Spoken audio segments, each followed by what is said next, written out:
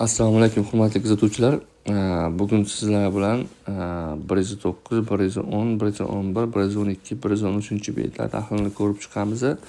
Ya'ni oldingi videoda aytganimdek har kuni bitta video qo'yib boraman degandim, ammo ma'lum sabablarga ko'ra qo'yish ulgurmadim va o'sha qo'yish lozim bo'lgan videolarni kompyuterda qilish maqsadida shunaqa 5 ta, 4 ta, 3 ta tahlil qilib boramiz. E'tibor qilganimizcha 109, 110 ni men bir yechib ko'rdim. 111, 112, 113 ni sizlar bilan birga yechamiz va hozir 109, 110 ni tushuntirib o'taman.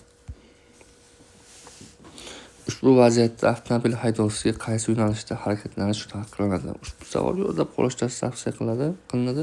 Qayerga borish taqiqlanadi ushbu holatda transport vositasiga? Chunki svetofor qizg'in yonib turibdi, qayerga olishga mumkin emas. Ushbu vaziyatda qaysi yo'nalishda harakatlanishingiz mumkin? Barcha yo'nalishda harakatlanish mumkin transport vositasi. Ushbu chorrahada chapga burishga ruxsat etiladimi desa, ha degan javob to'g'ri bo'ladi. Sababi biz ko'pchilik mana bu yo'lgacha alamga chaqirildi, to'g'riga buyuruvchi yo'l belgiga. Bu buyuruvchi yo'l belgining ta'siri o'zidan keyin birinchi 10 yo'nalishga ta'sir qiladi, qolganiga emas. Harakatlanish vaqtida velosipedchi bilan avtomobil yo'llari kesishganda kim yo'l berishi kerak? Albatta, velosipedchilar yo'l berishi lozim. Qaysi haydovchi to'xtab turish qoidalarini buzmadi desa, mototsikl haydovchisi deymiz. Transport vositasi trotuarda turib o'zi piyodalarga noqulaylik tug'dirmoqda, shuning uchun qoidani buzdi. Haydovchi poyezddan o'tkazib yuborish uchun to'g'ri to'xtaganmi? 5 metr. Hatto relsdan 10 metr masofada to'xtash kerak. Shlagbaum bo'lsa, shlagbaumni 5 metr to'g'ri bo'lardi, demak, yo'q. Tezkor va maxsus xizmatlarning transport vositalari yo'l harakatining boshqa qatnashchilariga nisbatan imtiyozga ega bo'lishi uchun ko'k yoki qizil yoxud ko'k va qizil rangli yaltiratib etuvchi mayoqchalar yoqilgan bo'lishi shart. Maxsus tovushli ishora yoqilgan bo'lishi shart. Demak, har ikki rasm yoqilgan bo'lishi shart. Qaysi rasmda haydovchi belgi talabini buzmay to'xtadi? Ushbu rasmda savol yodlab qolinglar, rasmni ham, ikkala rasmda ham. Bilsanglar oldingi testlarda o'tib to'xtagan transport vositasida hatto to'xtagan deb hisoblanadi. Buni to'g'ri deb hisoblayapti. Demak, savollarda bir-biriga nomuvofiqlik mavjudligi. Shuning uchun rasmlarni yodlab qolinglar. Savollarda. Ushbu belgi qanday nomlanadi desa, bu belgi individual harakatlanish vositalarini boshqarishni taqiqlaydi. Qaysi avtomobil haydovchisi qoidani buzib hovliga burildi? Demak, qaranglar, ushbu yo'nalishda faqat to'g'riga harakatlanish buyuruvchi yo'l belgisi mavjud. Ushbu yo'l belgisida bo'lsa ham faqat uy hovlisiga, shuningdek benzin kolonkalariga va supermarket va boshqa shunaqa ijtimoiy ahamiyatga ega bo'lgan joylarga burilish maqsadida unga ruxsat beriladi. Lekin chapga emas. Demak, shu holatda oq transport vositasi to'g'ri harakatni amalga oshirilmoqda, hovliga burilmoqda, sariq esa noto'g'ri.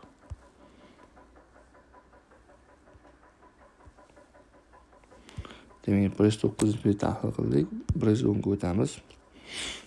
Qaysi transport vositasining haydovchisi aholi punktlarida to'xtash qoidasini buzmoqda desak, har ikkisi buzmadi degan javob to'g'ri bo'ladi. Har ikkisi buzmagan. Agarda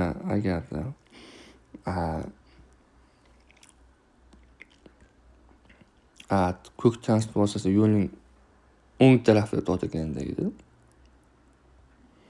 unda qoidani buzgan bo'lar.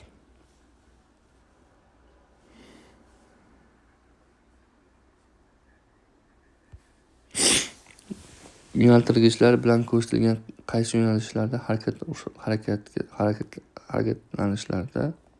qaysi yo'nalishlarda harakat ruxsat etilgan?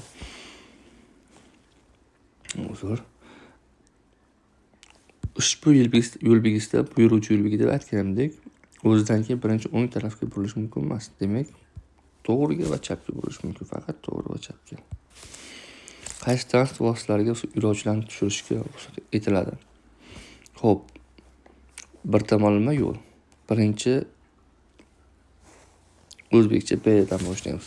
Xato to'xtagan transport vositasi mumkin emas. Ushbu yo'nalishda faqatgina belgilangan transport vositalari, ya'ni avtobuslar va belgilangan yo'nalish transport vositalari to'xtab odam tushirishi va olishi mumkin. O'sha kirincha B harfidagi transport vositasi esa umuman o'sha qoidani buzdi. Umuman taqiqlangan joyda to'xtab odam tushirmoqda. A yo'nalish A harfi transport vositasi esa to'g'ri to'xtagan. Demak, faqat A to'g'ri to'xtagan. Ushbu yotuq yo'lchisi qaysi guruh yo'l belgilarini takrorlaydi bo'lsa, ogohlantiruvchi yo'l belgilari. Ogohlantiruvchi yo'l belgilari 3 burchak shaklda bo'ladi. Velosiped yo'lkasi bilan kesishuvga qanchadan kam masofa qolganda to'xtash taqiqlanadi. Bu pedal yo'l o'tish yo'li bilan bir xil masofada to'xtaladi, ya'ni 10 metr. Qizil avtomobil haydovchisi qaysi yo'nalishlarda harakatlanishga ruxsat berilgan? Tepada yo'l belgisiga e'tibor qilamiz. Qizil avtomashinasi chapga burilishga buyurilyapti, yo'naltirilyapti. Ushbu holatda faqat chapga va qayir bo'lishi mumkin. Ushbu transport vositasi qaysi yo'nalishda harakatlanishga ruxsat etiladi? To'g'riga va qayir bo'lishi mumkin. Ushbu vaziyatda haydovchilar birinchi temir yo'l iziga eng kamida necha metr qolganda to'xtashlari kerak? Boya 5 rasmda ham bor, 5 metr to'xtash. Xato degani 10 metr masofa to'xtash kerak. Kemiruvchi va suvlarib yuruvchi hayvonlar qaysi javobda ko'rsatilgan desa, to'g'ri bo'ladi. Qaysi belgi piyodalar o'tish joyini bildiradi? Albatta, kirincha B.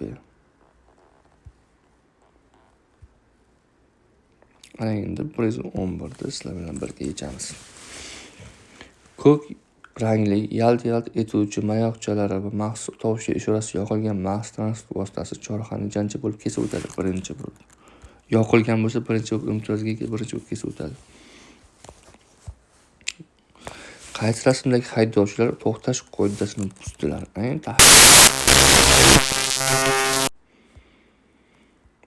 Birinchi rasm.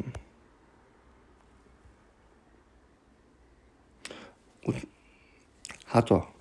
Motor to'xtagan. Chunki sidirg'a uzluksiz sidirg'a chizig'i bilan transport vositasi o'tagan o'rtasidagi masofa 3 metr bo'lishi kerak. Nima uchun 3 metr bo'lishi kerak? Chunki boshqa transport vositalariga uni quvib o'tish imkoniyatini yaratish kerak. Ya'ni undan o'zib ketish imkoniyatini yaratish kerak. Agar ushbu holatda bo'lsa, boshqa transport vositasi keladi, sidirg'a uzluksiz chiziqni, ya'ni devorni bosadi va qoidani buzadi. Ikkinchi rasm. Ushbu holatda to'g'ri to'xtagan. Qaranglar, bir-biriga o'xshaydi, faqat nimada xato? Bittasi to'g'ri, bittasi noto'g'ri. Sababi ikki nima uchun to'g'ri? U uzuq sidirg'a chiziq bilan ajratilgan. Uzuq sidirg'a chiziq bilan. Uzuq sidirg'a chiziqni biz bosishimiz mumkin, quvib o'tishimiz mumkin, transport vositasidan o'zib ketishimiz mumkin.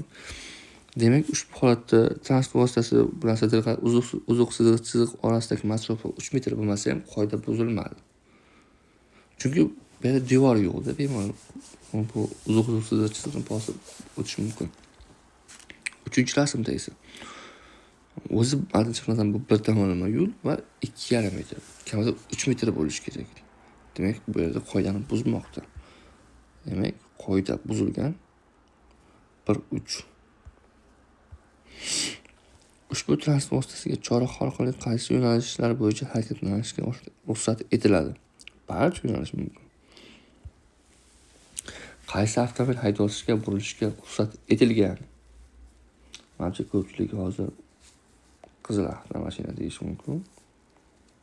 Lekin ushbu holatda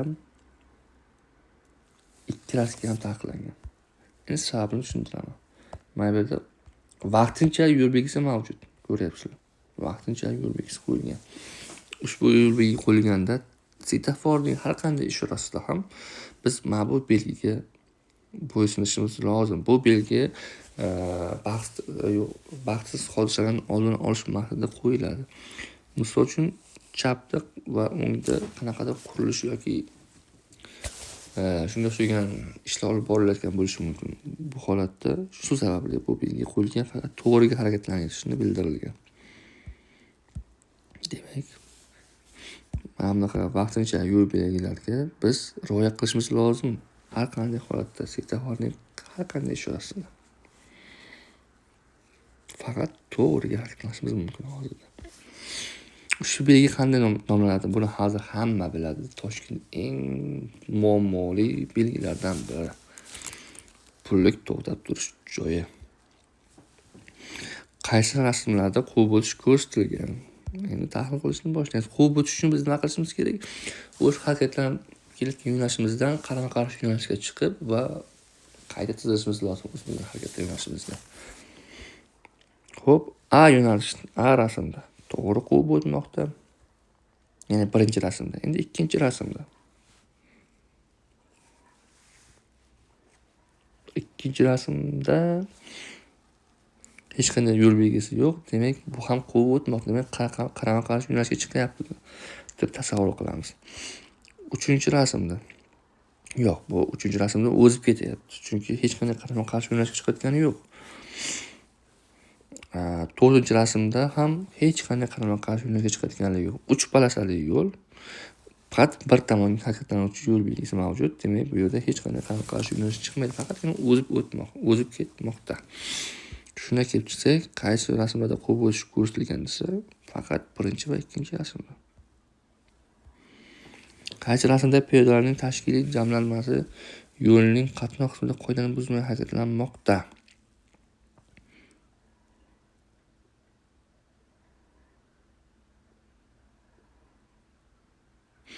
Tashkiliy jamlanmasi.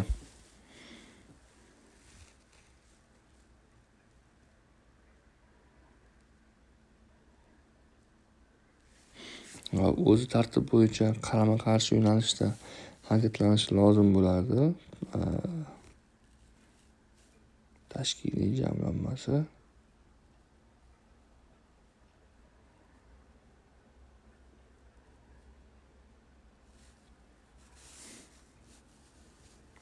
Xo'p, ushbu savol sal uyaltirib qo'ydi, chunki agar bitta yo'lovchi bo'lganda edi, o'sha ikkinchi rasm xato bo'ladi, lekin tashkiliy jamlanma bo'lgandan keyin ular uchun maxsus yo'llar yopiladi, bilasizlar. Menimcha bu rasmda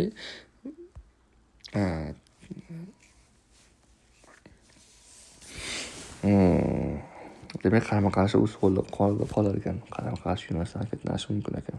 Faqatgina. Shu savol yodlab qolasizlar. O'zi tartib bo'yicha qarama-qarshi harakatlanish kerak. Lekin tashkiliy jamlanma bo'lganligi uchun qanaqadir imtiyoz berilgan deb o'ylagandim men. Demak, ushbu savolni yodlab qolasizlar. Biz xato qildik. Asosiy yo'l.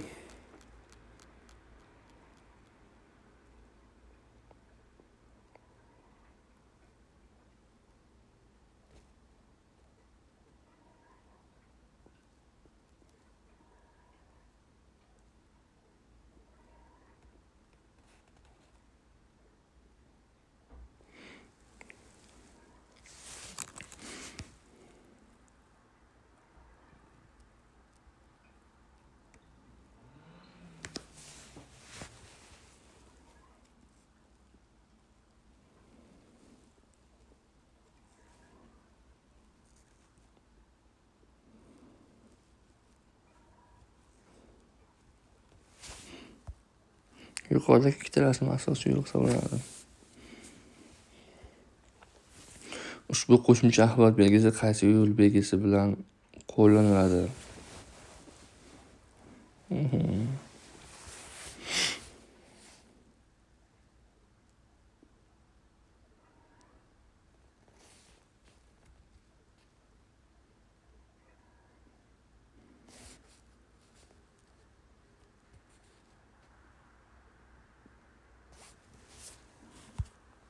To'rt bilan albatta mashinani zaryadlab olish.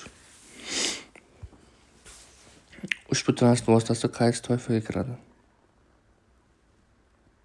Toifalar. Juda og'riqli savollardan bittasi. Men uchun to'g'ri.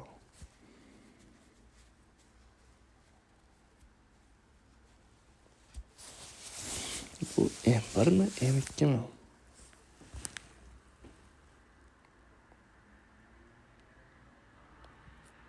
M1.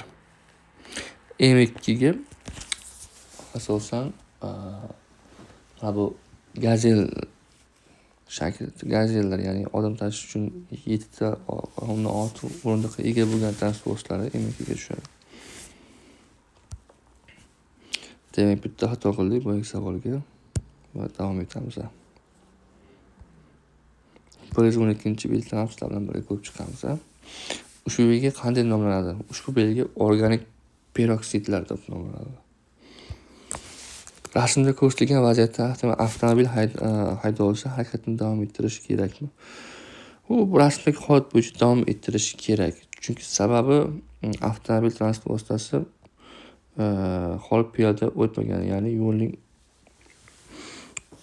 o'ng tarafdagi piyoda chap tarafda turibdi va o'rtadan uzluksiz chiziq ajratib turibdi. Shu tufayli biz transport vositasi harakatlanib kelayotgan yo'nalishga piyoda o'tmagan deb hisobga olamiz va harakatni davom ettirish kerak deb hisoblaymiz. Lekin amaliyotda ko'pincha bu holatda jarima qo'llanilmoqda haydovchilarga. Quyidagi yo'l belgilaridan qaysilari qo'shimcha axborot belgilari hisoblanadi? Qo'shimcha axborot belgilari 2 va 3 hisoblanadi. Qaysi javobda chorrahadan o'tish navbati to'g'ri ko'rsatilgan? Qaranglar. Ushbu holatda chorrahani aniqlaymiz. Xo'p, asosiy yo'lda velosiped transport vositasi. Demak, velosiped transport vositasi birinchi o'tadi. Shunda qizil avtomashinaning o'ng tarafi bo'sh edi. Lekin qizil avtomashina birinchi harakatlana olmaydi, ikkinchi harakatlana olmaydi. Sababi u oq transport vositasini o'tkazib yuborish kerak. Demak, harakat qanday bo'ladi? Velosiped haydovchisi birinchi o'tadi, undan so'ng qizil chorrahaga chiqadi va oqni o'tkazib yuborib, keyin harakatni davom ettiradi. Ya'ni velosiped oq avtomobil va qizil avtomobil bo'ladi. Imtiyoz belgilari qaysi joylarda u harakatlanish navbatini belgilaydi? Har ikki yo'nalishda ham mumkin. Har ikki ko'rsatilgan javoblar to'g'ri. Ya'ni har ikki chorrahada ham, yo'l qismida ham imtiyoz belgilari harakat navbatini belgilaydi. Qaysi avtomobil haydovchisi chorrahada burilish qoidasini buzdi desak, qaranglar, tahlil qilamiz. O'zi ko'k avtomashina kelib o'ngdagi polosga o'tib olib burilish kerak edi, lekin ko'ryapsizlar, avariyli holatda transport vositasi bo'lganligi uchun u favqulodda boshqa manyovrni, ya'ni chapdagi polosdan o'ngga burilmoqda. Bu holatda to'g'ri deb qabul qilamiz. Lekin qizil avtomashinaga hech kim xalaqit berayotgani yo'q. Demak, ushbu holatda qizil avtomobil haydovchisi qoidani buzdi deb qaraymiz. Qaysi yo'nalishda qayrilib olishga ruxsat beriladi? Qayrilib olishga A yo'nalish avtomatim xato. B yo'nalish ham xato, chunki u ya'ni kirilishi B yo'nalishda ko'rsatyapti. Kirilishi B yo'nalish lotincha B yo'nalishda emas, balki A yo'nalishga harakatlanishi mumkin bo'lardi. Demak, faqatgina lotincha B yo'nalish bo'ylab harakatlanish to'g'ri ruxsat berilgan. Quyidagi 324 yuqori tezlik cheklangan yo'l belgisining ta'sirini qaysi belgilar bekor qiladi? Barchasi bekor qiladi. Quyidagi joyda to'xtashga ruxsat beriladimi? Ushbu holatda taqiqlanadi. Sababi asosiy yo'l, bundan tashqari u piyodani burilib olishga, qayrilib olishga ruxsat berilgan yo'l joyda to'xtashi boshqa transport vositalariga xalaqit beradi. Chunki 3 metrdan kam masofa qoldiradi. Sababli. Qaysi transport vositasi qoidani buzmoqda? Ushbu holatda har ikkisi ham buzdi. Chunki aytishingiz mumkin, yashil to'g'ri uzluksiz chiziqni bosyapti. Oq chapga burilishi mumkin-ku, chunki uzuq chiziq bor deyishingiz mumkin, lekin yo'l belgisi faqat qayrilib olishni bildiryapti. Qayrilib olishi mumkin deyapti. Lekin chap ushbu belgida, ya'ni qayrilib olish mumkin belgisida chapga burilish taqiqlangan. Shuning uchun Shu holatda ikkalasi ham buzdi. Demak, 112 ni tahlil qildik. 113 ga o'tamiz. Ushbu belgilardan qaysi biri qayrilib olishga ruxsat beradi? 1, 2. Qaysi avtomobilga qayrilib olish taqiqlanadi?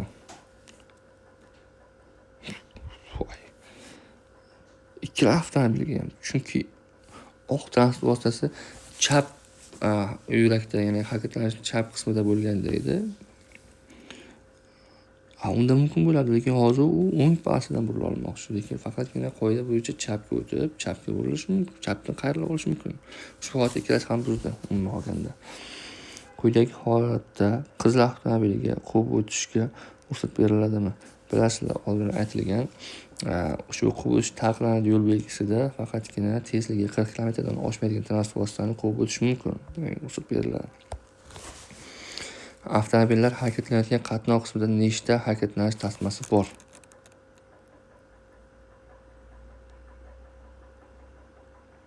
Ikkita bor.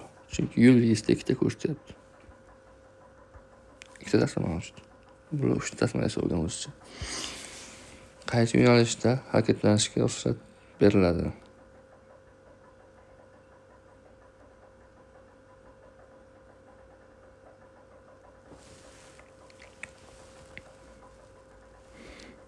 Aga mumkin emas. Sababi chapasidan o'ngga burilishi mumkin emas. Svetoforda ishlamayapti va buyuruvchi yo'l belgisi mavjud tepada. To'g'riga harakatlanasan deyapti.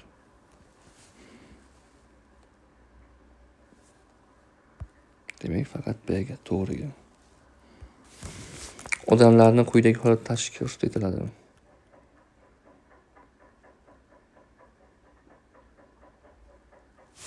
Barcha holatlar taqiqlanadi ushbu sanab o'tilganlar.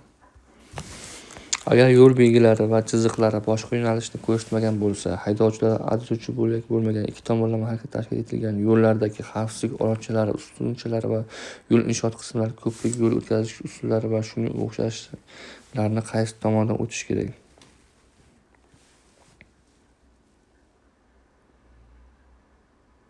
Bu va chapdan, bu o'ng tomondan ekan.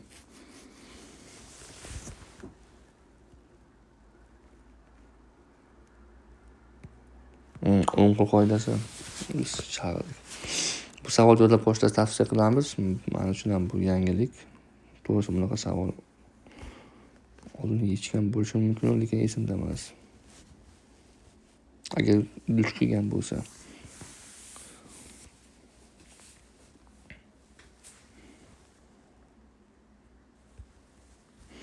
To'xtash deb nimaga aytiladi? Transport vositasi harakatini 10 daqiqagacha bo'lgan muddatga to'xtatish, harakat soati keltirish, transport vositasiga yo'lovchilarni chiqarish yoki tushirish, yuk ortish yoki tushirish bilan bog'liq bo'lmagan holatda harakatni 10 daqiqadan ko'proq vaqtga atayin to'xtatish.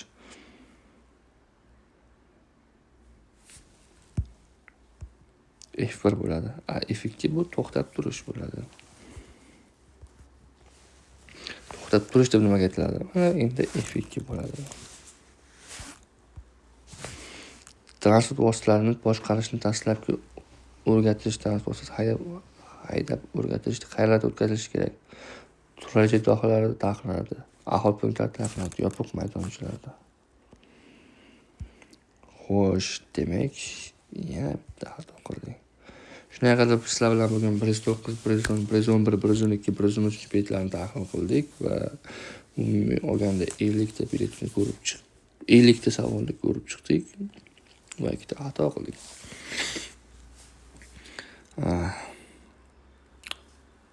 Xato va kamchiliklar uchun uzr so'raymiz. Bizni kuzatishni davom etinglar. Kanalimizga obuna bo'linglar. Bu bizga layklarni bosishni unutmanglar va bu bizga motivatsiya bo'ladi va kelajakda yanada ko'proq kontent chiqarishimizga, video chiqarishimizga sabab bo'ladi. Kamchiliklar uchun uzr, sog' bo'linglar, salomat bo'linglar.